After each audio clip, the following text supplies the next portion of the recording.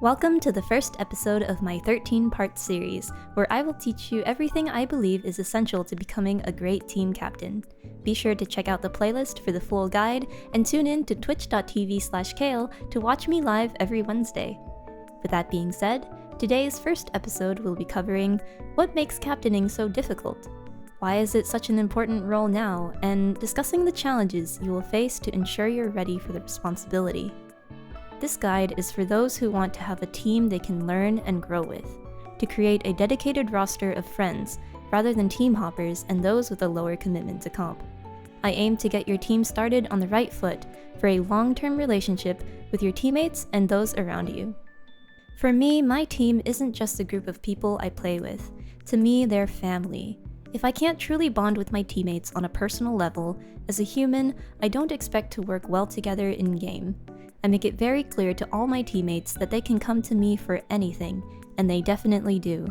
My team is my family, and we all bond super well. Whether we win or lose, we have fun together. We can laugh it off, move on, and learn from the mistakes we may have made.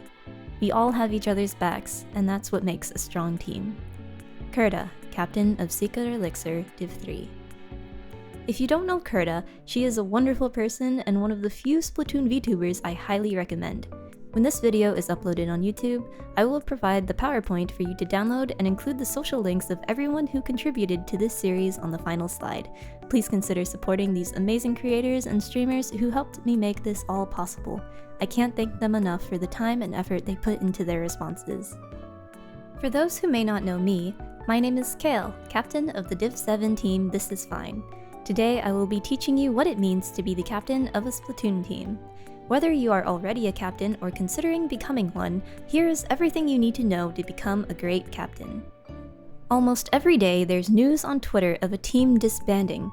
Ludicrous. Free agents are everywhere, and with so many new players with the launch of Splatoon 3, and even more to come after Christmas, more people are becoming interested in the comp scene. Many are looking to join existing and established teams with hopes to start gaining experience in comp. There are so many players and not enough people willing to step up to the role of captain. Plenty of guides teach you what the competitive Splatoon scene is about and how you can get started, but no one talks about what it takes to be the captain and the importance of maintaining the team dynamic. Today, I will go over what it means to be the captain, to help you decide if you are up to the task and identify the necessary responsibilities that make the difference between an obligatory captain and a dedicated one. It's not just in-game performance that you need to take into account, but the interactions outside of it that impact a team's long-term success.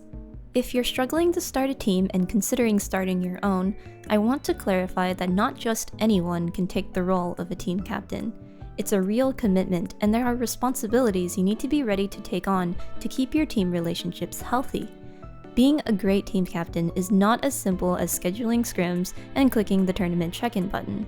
The real difficulty in being the captain lies in interpersonal relationships. You are the constant of the team. They are built around you. The energy, vibe, sense of humor, and interests are what you shape from the start. If things get out of hand and make you uncomfortable, you need to step up. Things out of your control will happen, and you will need to adapt. From situations as serious as a core member's school schedule suddenly turning incompatible with the rest of the team, to events like one or more teammates disappearing for a weekend vacation or becoming sick. You must create plans moving forward. Will the team be on break or hiatus? Will you continue to play without them with a sub? What happens when things escalate and compromises can no longer be made? You have the difficult task of letting players go, and while it is ultimately your decision, the team needs to be made aware of it too. The more people you have in your team, the more difficult it becomes to manage and maintain consistency if you're looking for growth. There will always be a main roster, the team of 4 that performs the best together. Changing one person is considered a new roster, even if they play the same role or weapon. One person is enough to change the team's dynamic because everyone is different. Variations in thought processes, intensity of aggression, and tilt tendencies will influence how the team plays around each other. Can you use this to your advantage against certain opponents? Or will you get lost in the sudden change of styles when you perform a swap? While having more members helps in the event of emergencies like Wi-Fi trouble and IRL interruptions, is your 5th okay with always being on the bench? Alternatively, if you have multiple people for the same role, how will you ensure they get to play equally or according to their schedule and time commitment that they are willing to put into comp?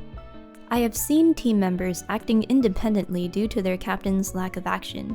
In this scenario, I found out by wishing the team captain luck in an upcoming tourney, only to find out one member took it upon themselves to sign up for a tournament and act as captain without the real captain knowing anything about it. With their roster of 8, it was easy to go unnoticed, and the 4 eventually broke off to become their own team. Let me introduce Tyuster, a retired comp player who used to coach low-level teams and reach Div 3 with his team Espresso. Here's his input on the subject to provide another perspective.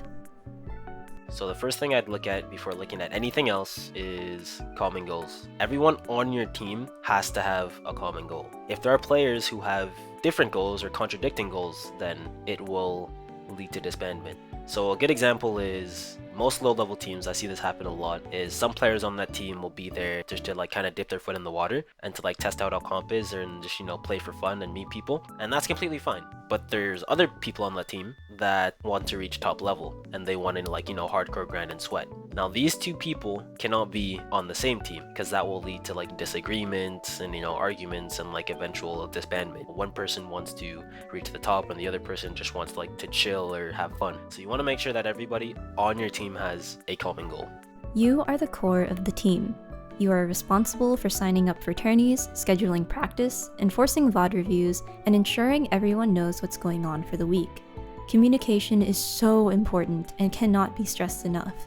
Just like in a game, assuming the others know what you're thinking isn't good. You have to assert your authority and make your expectations clear. As the captain, you need to have good communication with your teammates and keep track of the relationships between each member. Being friends is a big part of what keeps a team together, and it is your job to ensure everyone is on the same page. Talking with each of your teammates and getting to know them personally takes time, and you are the one to handle situations when conflict arises. Sometimes these issues will be out of your control, and you can only listen and be there for your friend. You must balance your friendship with your team relationships because there will be moments when you must shift between talking to your teammate and your friend. Then, outside the team, you need to be on good terms with scrim partners, be willing to communicate and respond as promptly as possible, which is really difficult to coordinate in the Splatoon community, and be ready to contact the TOs of issues if and when they occur. Many of your responsibilities involve your communication skills with people you may be unfamiliar with and your interactions with neighboring teams to develop your reputation. I will go more in-depth on navigating tournaments and properly conducting scrims on day 3. With everything going on, it can be overwhelming and difficult to think about all the factors leading to important decisions. It's stressful, scary, and way more time-consuming than what meets the eye.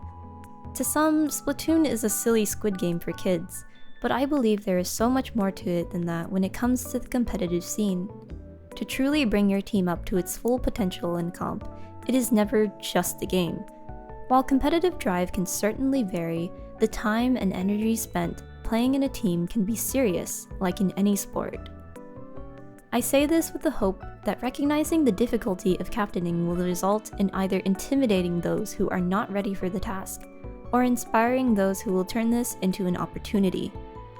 I have witnessed too often people who should not be captains taking on the role and leaving a poor impression of comp on their teammates. However, if you believe you are ready, use this chance to develop yourself as a person and a leader. The effort you put in will show and is one of the most fulfilling challenges to take on. For me, being a captain has helped me become a better leader and organizer. It continues to help me improve my communication skills, which I still struggle with at times. It's a constant process of learning and growing as a person, but one you do alongside the people who are your most trusted friends. The feeling of accomplishment when reaching your goals together is unforgettable, and I am always so grateful for my team and the fond memories we now share. Joining the community, becoming a captain, and entering the scene as a content creator has allowed me the opportunity to meet the most amazing people, many of whom will be joining me in this series. I couldn't have achieved all of this without my team, and I do my best every day to show how much I care about each and every one of them. It's a lot of work, but every second is worth it. My team knows how hard it is, even the struggles I hide behind the scenes, which makes them appreciate my efforts, and they never go unnoticed. Luckily, there are methods to lighten the load of captaining responsibilities and ways to ensure you are handling matters effectively. With the help of some friends from various levels of competitive Splatoon, I have compiled their tips as well as my own on how you can improve your skills as a captain. For the next 3 weeks, I will be uploading a video every Monday, Wednesday, and Saturday, but you can also join in live when I reveal the next few topics. Thanks for watching, and remember to leave a like and subscribe for more Splatoon guides to come.